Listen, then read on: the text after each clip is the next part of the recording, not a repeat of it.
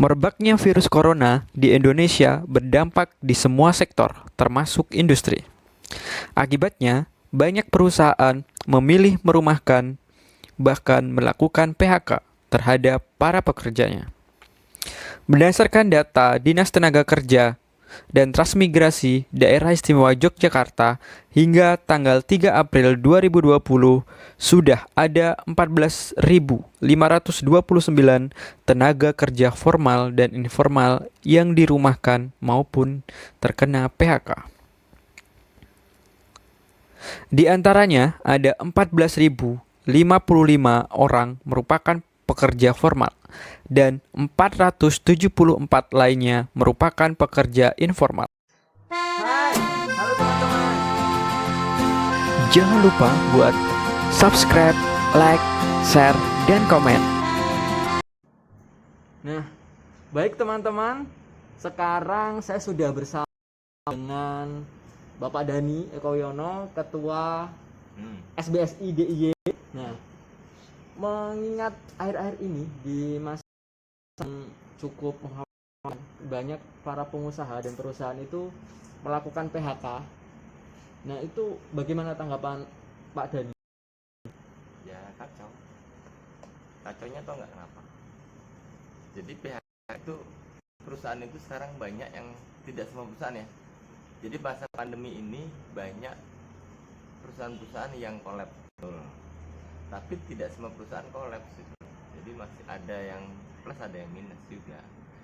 Nah, yang jadi masalah itu adalah beberapa perusahaan itu menggunakan pandemi ini sebagai alat untuk mem-PHK karyawannya.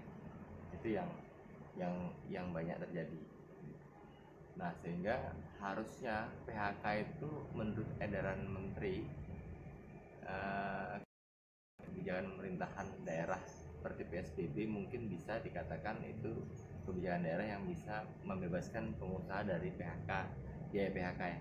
Tapi karena nggak ada, maka kembali ke pasal Undang-Undang 13 nomor 23 pasal 156 kayaknya itu, tentang harus dibayarkan PHK itu, dan perusahaan itu dibebaskan dari PHK pembayaran apabila itu force major sama merugi. Itu dilampirkan dengan pembukuan yang jelas.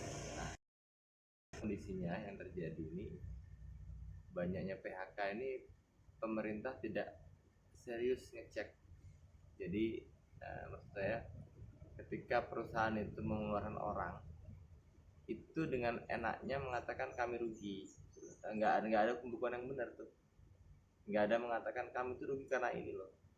Nggak. Nah, 2 bulan dia rugi. Memang betul-betul rugi sih. Betul-betul yang rugi. Betul juga kita nggak tahu bohong atau enggak. Jadi kata-kata rugi itu kan sangat subjektif bagi mereka sendiri. Harusnya dibuktikan menjadi objektif pada pemerintahan. Pemerintah bisa rugi. Nah, akhirnya dampaknya apa? Dampaknya pemerintah itu kelimpungan sekarang. Kelimpungan, banyaknya orang nganggur, PHK, nganggur segala macam itu harus dibiayai oleh pemerintah. Sedangkan pengusahanya biasa aja. Dia mungkin aja bisa ketawa-tawa di balik layar kan, asik, saya bisa lepas dari PHK caranya. Begitulah kira-kira PHK ya. Berarti untuk apa ya, pengawasan dari pemerintah itu masih sangat longgar gitu Longgar ya? banget, longgar sekali, sangat longgar. Itu perlu pengawasan yang ekstra ketat itu. Perlu pengawasan. Jadi adanya pemerintah di Snaker atau badan keuangan lainnya itu harusnya berperan aktif tuh. Kenapa dipecatnya, sebabnya kenapa, itu harus di cross check. Walaupun mungkin tidak semuanya harus signifikan 100% mutlak keuangan itu dikeluarkan, tapi masa pandemi ini aja deh, 2 bulan itu gimana pembukuan mereka, sehingga kok bisa mengatakan tiba-tiba 30 orang atau 40 orang atau 100 orang di PHK. Yang terjadi begitu. Dan pemerintah, untuk pengawasan pemerintah menurut saya masih nggak berjalan. Berarti dari kekurangan dari pemerintah tadi, apa nih yang dilakukan SBSI sebagai serikat buruh yang mewadahi teman-teman buruh di DIY? Karena menurut informasi dari Dinas Tenaga Kerja, itu sekitar 14.000 lebih karyawan atau buruh, baik itu informal dan formal, itu di PHK. Itu gimana? Pak Dani? Secara laut ya, bukan 14.000 tapi sudah 6 ribuan. Itu baru buruh yang formal. Yang informal itu, jadi buruh itu dua, ada formal sama informal. Yang formal itu segitu. Nah itu di Disnaker ada datanya itu. Nah yang informal itu kayak rumah tangga, itu belum tercatat itu. Nah langkah SBS itu sudah kemarin kita sudah ke DPRD sedikit mengkritisi masalah pertama masalah PHK ini dialihkan ke prakerja. Itu bukan solusi itu bukan solusi yang betul-betul bisa membuat ranah ini bisa aman. Ternyata itu sebuah menurut saya sebuah rekayasa permainan politis aja itu. Nah maksudnya buruh di PHK terdampak ke prakerja sudah masuk akal. Nah terus ditambah lagi PHK informasinya yang kita dapat itu nggak ada THR. Nah itu kan aneh gitu loh. Nah setelah itu muncullah kita ke DPRD provinsi, kita minta harus ada THR. Maka setelah itu DPR-nya mengatakan ya dia setuju dan dia minta ke atas juga mungkin ya. Akhirnya ke Kemenaker, Kementerian Tenaga Kerja mengeluarkan surat edaran itu tentang THR wajib dibayarkan ya, itu langkahnya tuh. Nah untuk PHK sendiri langkahnya SBSI, semua pengaduan teman-teman PHK ke sini ya kita akomodir. Artinya kita akomodir, kita jadikan sebagai bahan untuk memperjuangkan mereka bahwasannya PHK ini kenapa sebabnya. Nah kalau PHK-nya bukan karena force major dan 2 tahun merugi, maka seharusnya itu dibayar. Masalah pesangonnya itu bagaimana pembayaran mekanismenya itu bisa diatur. Misalkan pesangonnya 5 kali gaji ya, oke lah kita bayar dulu pertama sekarang ini cuma 2 kali gaji nggak apa-apa lah, atau mungkin 1 kali gaji terus setiap bulan tuh, itu kesepakatan, itu ada urusan. Tapi komitmen awal tuh niatnya bayar. Nah ini niat perusahaan banyak nggak membayar, niatnya udah nggak membayar loh ya, bukan niatnya membayar terus dicicil, bukan, niatnya itu sudah membayar, itu jadi masalah. Nah, bukan masalah uang besar kecilnya.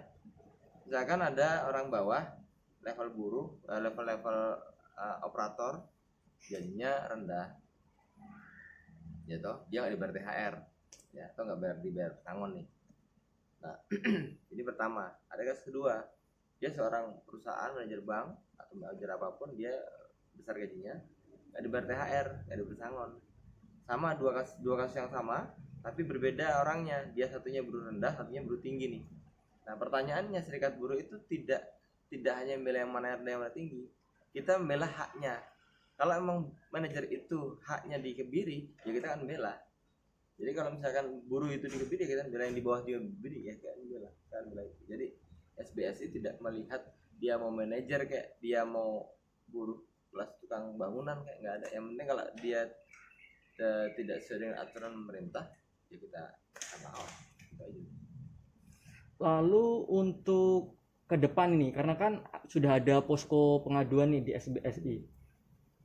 Ke depan ini langkah SBSI apa nih, Pak Dani? Ke depan SBSI tetap membuat sebuah agenda-agenda resmi ya. Kayak ini pengaduan, hari ini sudah pengaduan, posko pengaduan. Dan kalau namanya pengaduan itu pasti nggak pernah berhenti, karena perusahaan di Indonesia masih banyak yang tidak mematuhi aturan ketenagakerjaan. Itu pertama. Boleh dicek lah nanti ya, terserah. Tapi saya tidak bilang semuanya, saya bilang beberapa atau banyak, itu lebih dari 1 atau 2, 3, 4, saya nggak tahu. Yang pasti masih banyak tidak menggunakan undang-undang itu sebagai dasar acuan yang jelas ya. Jadi banyak disalah kaprah di tengah lapangan, sehingga pengaduan itu akan terus berlangsung.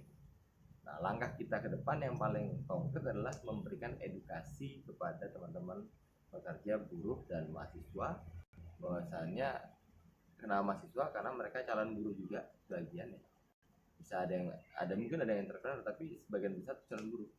Jadi kita akan memberikan calon buruh pada buruhnya tentang edukasi apa hak dan kewajiban dia sebagai buruh dan bagaimana undang-undangnya, sehingga buruh-buruh ini tidak harus menggunakan serikat ke depannya, dia bisa membela diri sendiri. Nah kita di sini sebagai serikat tidak akan memperalat buruh untuk menjadi alat massa kita, tapi kita bagaimana memberikan edukasi pada mereka supaya dia bisa membela diri sendiri. Berarti edukasi itu sangat penting ya. penting banget. Itu paling penting. Di antara yang lainnya, pondasi utama adalah itu edukasi.